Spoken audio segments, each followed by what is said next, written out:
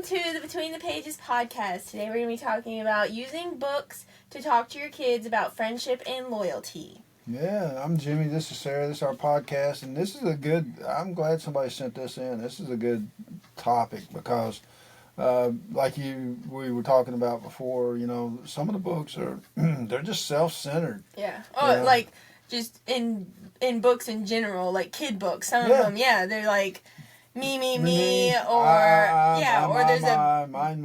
Yeah, or there's a character in the book that's kind of like rotten almost, and just like despicable. Yeah, and it's like, you don't have to have those in the right. book. So the thing, but that's the whole thing. Yeah. I mean, today, it's idols. People. There are a lot of narcissistic type people they just love themselves, and that's all they care about. And narcissism is, so you don't want to buy books that teach that. That's why I say that all the time. I'm never gonna stop saying it. Preview your books before you let your kids read them. Yeah. If you're not reading them with your kids, preview them first, because and the thing is as kids when we were growing up, we played, we romped, we did everything, but I can remember, I don't know, 6th grade or so, I read a book, Three Musketeers. Yeah. And the thing is all for one and one for all. And I thought to myself, that's the way we are. That's the way our little group is. Our little ragtag group of boys that run around, building forts and climbing trees and stuff. We're all for one another, and so we had loyalty for one another. Yeah. We were friends with one another, and if one of us got in trouble or got in a situation, the others come give you a hand or throw you a rope or whatever. And so those types of books, those types of adventure books, where you have camaraderie, if you will, and you have associations that are everybody's in a joint effort and a joint cause, a team effort. Yeah. Those are good books to have people read, and I mean, you would be surprised the types of differences that there's 12 players on offense and 12 players on defense on a football team. But I've known teams that's all they had was 12 players, and they played offense and defense, and they were able to put their differences aside, and play football. I mean, and so that's just one example of how teams can help build loyalties and friendships, and some of those friendships that you build at a young age, they never end. Oh, yeah. I know a lot of people like that. I'm not really in it because I'm kind of like a nomad. I travel too much to really be... never put down roots or something. Yeah. Well, I mean, we just, because of doing things and traveling around and stuff. But I see friends and stuff from high school that they were friends in high school in their little groups and stuff, and they're still doing that. They had kids around the same age. They're having little parties and stuff together, and it's like kind of neat. They were friends, and now their kids are becoming friends. Yeah, and that's good. That's good. Yeah, which I guess is kind of what I do. It's just with my one friend. Yeah, our kids are like the same age. Well, and that's the thing. You have something in common. Yeah. You're married. You got children. They're about the same age, and so. But if she were 20 years older, you probably wouldn't be anything there. Yeah. So you have a tendency to associate with people who are the same economically and education wise, and relationship wise that we mentioned earlier. That's a good thing. Yeah. There's nothing wrong with that. But then there are people out there who they don't have any of that. Yeah. They never had stable home life. They never had. They don't even know what normal is. They don't know what normal is. You know, I can remember, at one point in time seeing the Brady Bunch, on TV and stuff. Well, they have their version of what they think normal is, but then it's not normal. It's just normal to them. Right. And, and the enemy comes in, the enemy comes into families that look like they've got it, pretty much together and that kind of stuff. And he introduces, some event. Yeah. You know, some infidelity or some financial problem or some sickness or some. Oh yeah, that's kind of how, like, the older I've gotten, I'm like, everybody's dealing with, you always hear that. Oh, you don't know what other people are going through. Everybody's going through something. But some people, they so look like they got it all figured out. Everything's great and perfect. But then when you talk to them, more than just, oh, how's the weather? You're like, actually, stuff goes on. Right. People just don't, sit and mope around all the time when stuff's going on. They just kind of work through it. So, yeah, you as an adult, you need friends that you can turn to during times that are difficult, but your children need that too. Yeah. And they may not always want to turn to an adult, and so they need friends that are on their level or at their, that they can confide in and they can talk to and they can share things with. But you also want to be, build that relationship early on so that if your kid does need to talk to you, they can. They don't feel like they can't come to you and talk to you. Well, and that's a fine line. Yeah, I mean, because, first off in the parental thing is you're a parent. And second is you're a friend. And so the thing is some things might not be too comfortable to talk about with your parents. But with your friends, though, they understand. Yeah. They got the same problem or something. So, but yeah, if it's really significant problem, then probably you definitely want to hope that your child feels comfortable enough to confide in you, and know that you're not going to just go blab it all over. All over I mean, there's confidence associated with that, but at the same time, the problem they share with you could be so significant that you can't solve it yourself. You don't have answers, and you may need professional help or guidance. Well, your child may see that as betrayal. They may see that as, I told you something in confidence. And so these are all touchy and that's topics. even with your friend. I remember there was a girl in middle school who she was going through something, and she point blank told me, and this basically ruined our friendship. Because she point blank told me in confidence this thing, and she told me, I can't deal with it myself. Can you please, tell the guidance counselor so that he'll come. I don't feel. It was really weird because she was basically like reaching out for help, but she couldn't go do it herself. She was like, can you go do it for me? And so I did, because she told me to. Right. And then she was like, almost, how dare you do that? Yeah. You did this. And I was like, you told me to. I don't understand. I care about you. And so, well, I mean, whatever. After that, we ended up in, high school, all different classes, so I never even saw her again.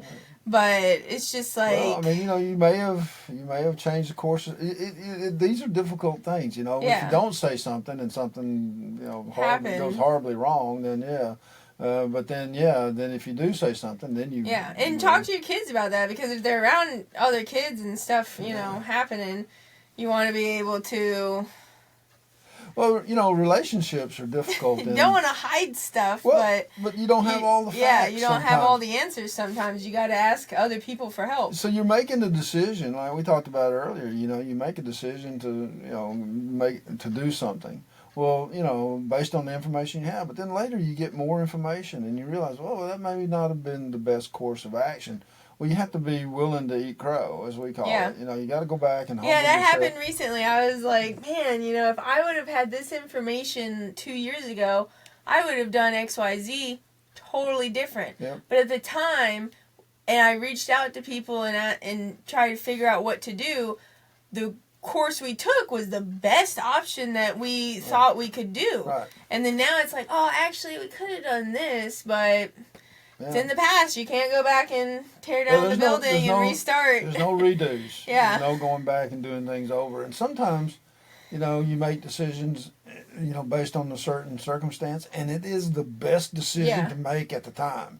But you could be later on, and I encounter this in the work all the time, I mean, we have standards we have to meet, and well, then a new thing comes out that does it better. Well, you have the same or similar type standard, but the situation is different. Yeah.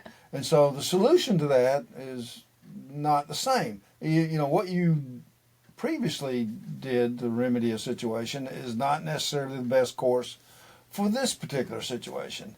And so they tell us this all the time. This is why we pay you what we pay you, is to think and to solve problems, and to not just go, oh, this is what we always do this. This is what we always do this, that kind of thing. So you have to, and when you're dealing with children, like we talked about, Personality Plus by Florence Littauer is a great book, but there's lots of personality books out there. You basically have 4 different personality types you're dealing with, and your kids are blended. They're not just one, type personality. There's one type personality that's predominant, but in general, they're a blended personalities. And you got to learn, no 2 children are the same. And so you got to learn how to deal with your children on that kind of a level. Yeah. And so, and your husband or your wife and your in-laws and aunts and uncles and cousins and everyone that you encounter has, and so you got to try to attempt to see something from their point of view, and then think about, well, if you were in their shoes, and like them, what advice would you give? Or would you not give any advice at all? Just be there to listen and comfort and all that. So we got a little off topic. But well, but these are things that you need to be teaching your friends or your children when it comes to friends and loyalty. Is that there are different personalities out there, different personality types. Well, and that was the thing. The questions to talk to your kids about that was in the books. Being able to spot the difference between friends or selfish people in the story. Because there's selfish friends. Yeah. There's friends in the story sometimes that aren't really the friend. They're not really friends. They just are. They're just being nice. Right. There's a difference. And so then being able to ask your kids while you're reading, well, is that something a good friend would do? Or why and why not? And kind of talk about the book, not just read the words on the page, because then it helps out. It just helps out in the real world, and bring in the scripture into it. The loving your neighbor, loyalty, forgiveness, and such. Yeah, at the kid level, like we attempt not to bring in any negative characters. Yeah. But in Jake, which is changing because in Jake, there was Jake. He was, and he was a little bit and deceptive. In Grace, he was pretending to be something he wasn't. Yeah. But he's not really there. He's not really a friend. He acts like it though. Yeah. I guess in the beginning he's like walking him around town. He's like, we can do things, be friends together, but he's not really there as a friend. Right, he's not. He's being deceptive. Yeah. And so the thing is what you have to realize. I guess in a way this topic is not the best topic because we're just talking about friends. Friends are friends. Friends are people who will loan you $50 every month for the rest of your life. Well, but in kid world, I remember with this one girl, we would hang out. And every time we would go to a park or go to anywhere where there was other kids, she'd be like, oh, these are my friends. You just met them 5 seconds ago. These are my friends. Right. And so it's like, in kid world, everybody's a friend. But not really. Because I remember we were at like Burger King or something, and she was like, oh, these are my friends. And they were bullying her. Yeah. And I was like, no, that is not what friends do. Right. I was watching them play and stuff, and I was like, this is not, we're just gonna go because they are not actually being nice to you. Right.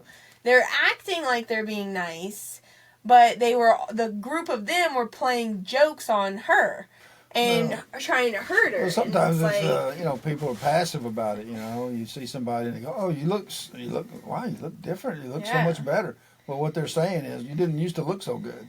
Yeah. So, and the thing is I guess what you should think about is with your children that there's a difference between friends and associates and acquaintances. Yeah. Because because you're starting out and you just now are getting to know people and have friends, then, sometimes you misinterpret that as this person that's just an associate of mine or just an acquaintance of mine, well, I think they're a friend. When in reality, they're not friends. They're just someone you know. Yeah. And so, they're an acquaintance or an associate. And there's where the trouble starts. is because you have this friend, next door neighbor friend, and he or she, they are your bud, man. You guys have grew up together and everything. And then some kid down the street comes along and, he's a new friend or she's a new friend. Well, in reality, they're just someone you just met. They're an acquaintance. Yeah.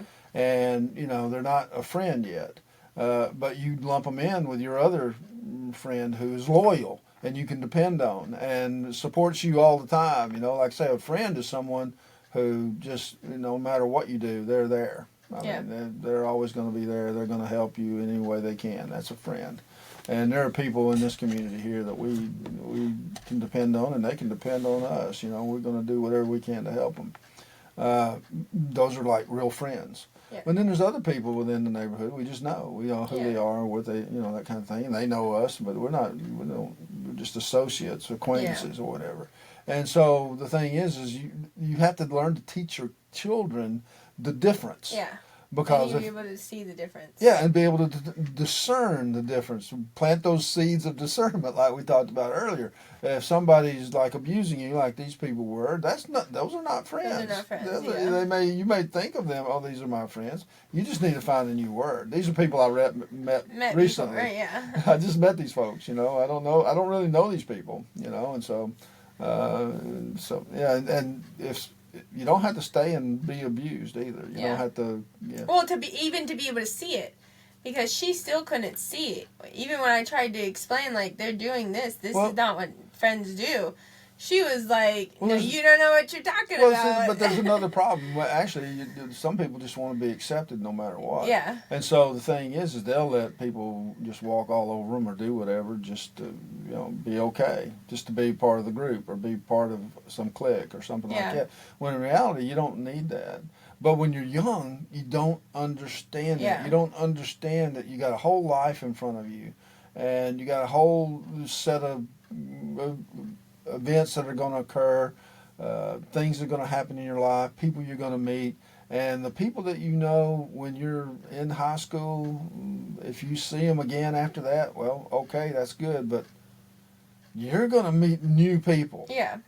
You're going to meet different people, and they're going to have new and different experience, and they're not even probably going to be the same people you knew when you knew them when you were young. Kind of thing. So just realize that even though you may actually have a friendship with somebody, they may move across town or move out of state or something, and then you run into them just by chance or whatever, your paths cross, and there you are, and they're just not the same person that they were that you knew. No. They look the same, but their personality is totally different. So you gotta let go of that. Okay, the fact that you had this good friendship when you were young, well, it may not be the same friendship when you're older, kind of thing. So that's a tough thing to do, but you can use books to point it out as examples. Well, like we're saying, I mean, in some of the kids' books, we don't really have any negative characters, but other books, and not just our books, but other books do have that. And the older books that we write. And who's Greg? Greg's got a friend, man. Yeah, he got Panda. Panda's his friend. But that's a kid book. It's a simple book. It's just written at a kid level. But there's books that are older books. Well, there are negative characters in some of those. So we had talked about this after we end the podcast. See something in Greg. Anyway. Yeah. Do you have anything else to say? I just think that, in some of the books that we write for older children, there's negative characters. Oh, yeah. Like Kate and Buck, they wind up, associating with different people that aren't good for them.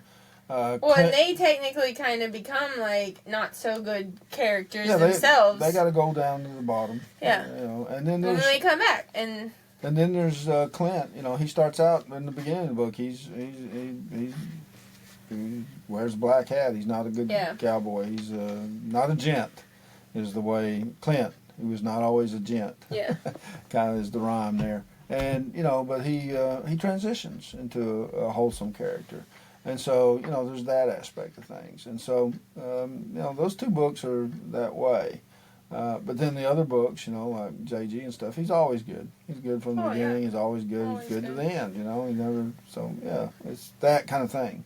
So you just have to realize when you're looking at our books, you want to think about, well, what is it you're letting your kid look at or read, or do you want to take the time to explain, something or whatever. But like I say, eventually, sooner or later, there's a good biblical message that comes out of the book, and we try not to get, too religious about it, or just kind of stay with the basics. Well, just stay with the general God theme, and let religion be something that someone else, your religion is your religion. That's just what's right for your family, kind of thing. So that's all we have for you today. So yeah, she wants to get to this Greg thing, y'all. So so join us next time on the Between the Pages podcast. Like, subscribe, and follow.